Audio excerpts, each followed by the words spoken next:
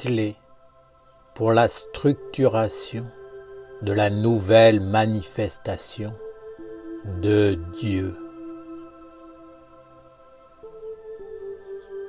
Les hommes se demandent qui sont les Esséniens.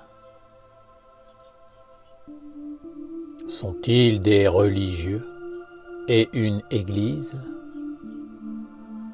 ou une confrérie ésotérique comme peuvent l'être la franc-maçonnerie ou certains courants occultistes et mouvements initiatiques? Sont-ils des spiritualistes axés sur une certaine psychologie ou encore des animistes qui connaissent les secrets de la nature vivante et qui parlent avec les esprits, les génies, les animaux, les plantes et les éléments? Je vous dirai que l'essénisme n'est rien de tout cela, tout en englobant tous ces aspects. Les Esséniens doivent être reconnus et acceptés dans le monde des hommes comme un peuple de prêtres portant une tradition primordiale à travers les siècles. Cette tradition essénienne ou religion originelle appartient uniquement à Dieu. Elle demeure éternellement pure et ne descend jamais réellement dans le monde des hommes. Les religions, les civilisations, les sciences, les activités des hommes peuvent plus ou moins la refléter et contenir en elle des symboles qui lui correspondent. Mais les hommes ne peuvent jamais l'accaparer ou la posséder. Ce que vous connaissez comme étant la nation essénienne est une manifestation de cette religion originelle. Elle n'est pas apparue sur la terre par une volonté d'homme, mais par la volonté de Dieu et des mondes supérieurs qui ont voulu enfanter un nouveau courant de vie dont l'appellation la plus juste serait non pas religion, mais manifestation de Dieu. Tel est l'essénisme, l'enfantement de Dieu, la naissance de Dieu dans le monde de l'homme, pour lui constituer une nouvelle manifestation, un nouveau corps, et engendrer une nouvelle époque. Les Esséniens et les Esséniennes sont les prêtres et les prêtresses qui connaissent la science sacrée permettant de donner un corps à Dieu. Ce corps doit apparaître dans le monde des hommes et pour cela, il doit s'ancrer à travers un nom et une structure juridique qui en font une personne morale à part entière. C'est pourquoi il doit prendre la constitution d'une Église avec des orientations et des buts bien précis, des règlements, des statuts. L'Assemblée doit porter ce corps comme le ferait un parent pour son enfant. Il doit y avoir un soutien, des offrandes à Dieu, un partage des richesses et aussi un respect des fonctions de chacun.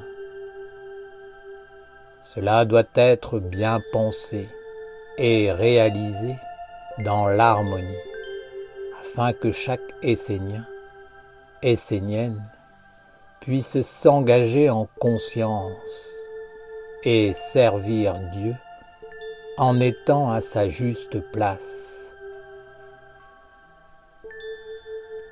Chacun doit donner et œuvrer pour faire apparaître le corps de Dieu.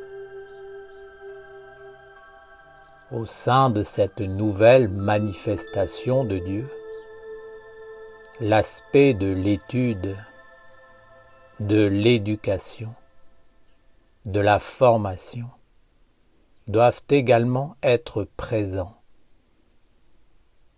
C'est ce que les anciens appelaient école des mystères et qui doit donc être instaurée. Les textes sacrés doivent être profondément médités et les candidats à l'initiation doivent être préparés à travers les cérémonies, les rituels, les initiations, les mouvements, les cultes, afin de maintenir et de vivifier les liens magiques qui animent et relient tous les mondes. Chaque Essénien doit recevoir le savoir, l'éducation magique, la conscience, les attitudes, les comportements, les gestes, les formules qui activent les mondes, ouvrent ou ferment les portes des influences et des énergies. Cet aspect est également important, car un Essénien est un thérapeute ayant pour fonction d'équilibrer, d'apaiser, de soulager et de guérir tous les mondes, en particulier ceux des hommes, des animaux, des végétaux et de la terre. Les Esséniens sont également des animistes, notamment à travers leur village et le jardin du silence. Cela doit permettre au langage universel de l'âme d'être restauré, afin de rétablir la communication avec les différents peuples de Dieu la Mère, qui sont les racines profondes de l'homme, ainsi qu'avec l'intelligence de Dieu le Père, présente en toutes choses. Ce ne sont là que quelques-uns des nombreux aspects constituant la tradition essénienne, qui est à la fois simple et complexe, car elle est l'œuvre de Dieu. Vous êtes la tradition originelle de la lumière. Vous êtes un peuple qui a toujours existé sur la terre et qui existera jusqu'à la fin des temps. Ce peuple connaît la sagesse qui permet d'enfanter Dieu. Ainsi, Dieu mandate cycliquement des êtres pour qu'il apporte sa parole dans le monde des hommes, afin d'enfanter une nouvelle civilisation qui touchera tous les règnes et tous les mondes. J'espère que mes explications vous éclaireront sur le sens et la définition de la nation essénienne. Père Raphaël, cette nation essénienne, qui est la volonté de Dieu, est-ce la nouvelle religion d'une nouvelle civilisation, d'une nouvelle époque, apportant une nouvelle façon d'être au monde et un nouveau corps? Certaines prophéties disent qu'il y aura une nouvelle religion et un nouvel évangile. Est-ce dans ce sens que nous devons comprendre tes paroles? Je dis que Dieu est vivant et qu'il a une volonté particulière pour cette époque particulière que traverse l'humanité et la terre. Il a donc décidé de s'adresser à l'humanité et au peuple de la mer, en créant un nouveau courant, un nouveau corps, qui prendront la forme d'une nouvelle façon d'être au monde. Pour transmettre son message, Dieu a choisi d'enfanter la nation essénienne. Je dis que ce que vous connaissez comme étant la nation essénienne n'est pas la volonté d'un homme, d'une femme ou d'un groupe d'individus, mais la volonté de Dieu lui-même. Ce n'est pas un homme qui a décidé d'utiliser toute la science ayant existé jusqu'à présent pour créer une nouvelle époque, une nouvelle conscience, religion ou civilisation, mais c'est Dieu lui-même. La façon dont vous et l'humanité tout entière accueillez Dieu et vous présentez devant sa nouvelle manifestation est votre responsabilité. Dieu lui-même a choisi et mandaté des êtres pour lui construire un corps à travers lequel il puisse parler aux hommes, afin qu'ils retrouvent le chemin de l'éveil et de la bonne éducation. Alors, les hommes éveillés, qui s'uniront autour de l'évidence de cette nouvelle manifestation, pourront reprendre leur destinée en main et faire apparaître le temple vivant, afin que Dieu soit toujours présent parmi les règnes de la chute, les humains, les animaux, les végétaux et les minéraux. Il est possible de dire que la nouvelle manifestation de Dieu est une nouvelle religion, car c'est ainsi que vous nommez les choses dans le monde des hommes.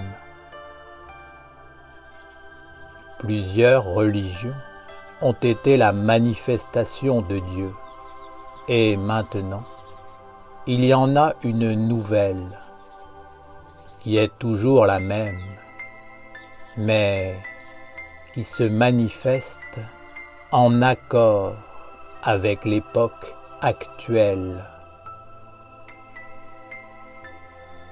Dieu vient dans la nation essénienne pour parler à tous les règnes, pour révéler un chemin, une éducation et transmettre une force toute puissante, car éclairée par Dieu.